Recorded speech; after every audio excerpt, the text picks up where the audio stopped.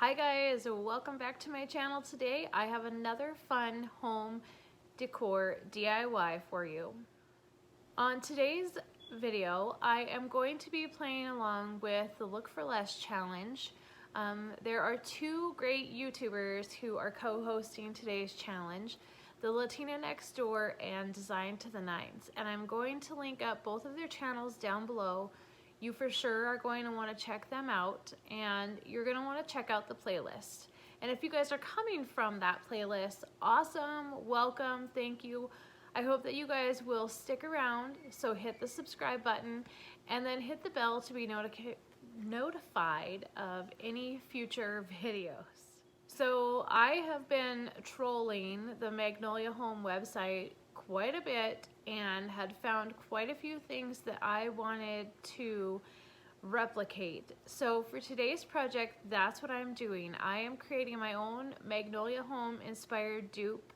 I love the look of leaded glass, and when I saw these cute little projects that they had on their website, I knew that this was something that I wanted to try to recreate. So I'm actually going to try to recreate it in two different ways. So let's head to the workstation to get started on today's project. So these are the windows that I found on Magnolia's shop. They are the Barclay wood and brass window panes, and they retail for $98. So while they are super adorable, I just could not bring myself to purchase something like that. And I have shared my love of leaded glass. I wanted to find something that was probably actually vintage if I was going to spend that kind of money.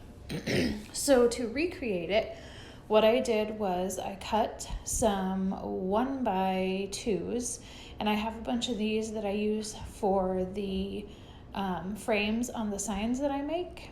And so I just used my brad nailer and nailed them together. I cut them so that they were 18 inches square. So there was two that were 18 inches and then two that were 16.5 inches. So that made them an 18-inch square, and then I just put them together with my brad nailer. And originally I thought that I was going to be able to use those barbecue skewers, but they, one, were not big enough and they just didn't look great. So Greg suggested that I use dowels, and I'm so happy that I went and got some dowels. So what I'm doing here is just marking the middle of each end, and so of course it's going to be at the 9-inch mark, and I'm just using painter's tape because I didn't want any pencil marks on there, and just marking the line at 9 inches.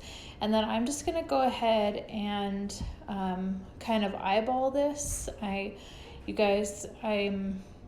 That's how I craft. I just eyeball it, and with the dowels, and then I'm just using some wire cutters and cutting them. And then I'm just going to go around and cut all of my pieces.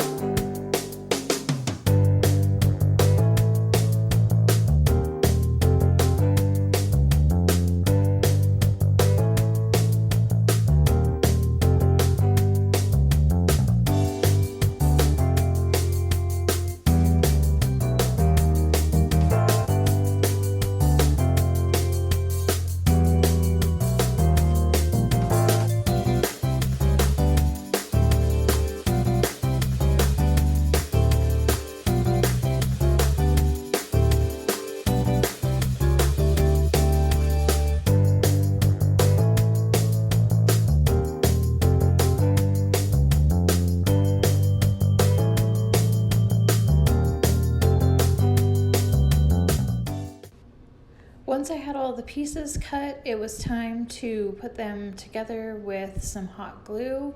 I just picked up a blank canvas and stuck it inside to just kind of hold up the wood dowels so that they weren't laying flat against the back. And that worked pretty good for these four. I did have to do a little bit of trimming because my measuring wasn't very good, but I got it done, and I'm really excited that the hot glue kind of held it.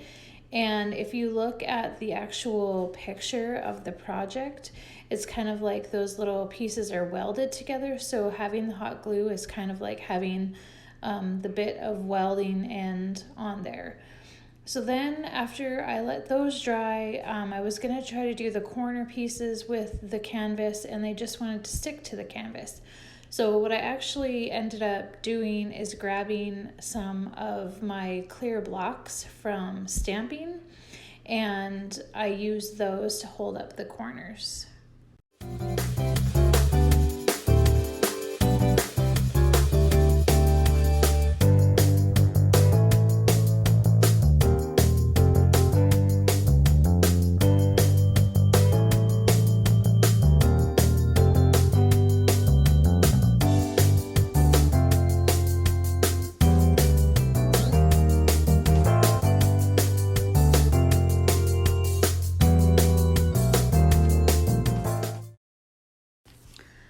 Then I just let all of the hot glue dry, and once it was dry and I removed those blocks from underneath there, then it was time to paint the wood dowels.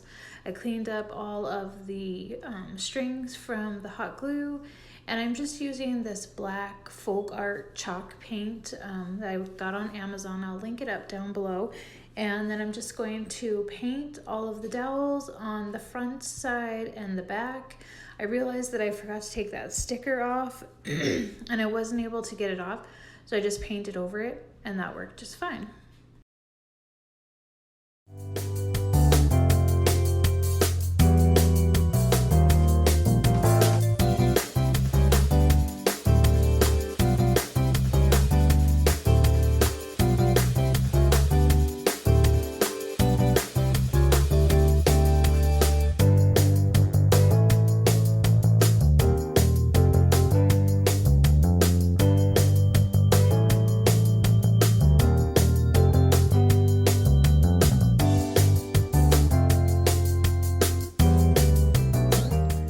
Finished it up with some stain that matches a lot of the other products in my room, and I felt like this turned out to be totally amazing, like almost exact.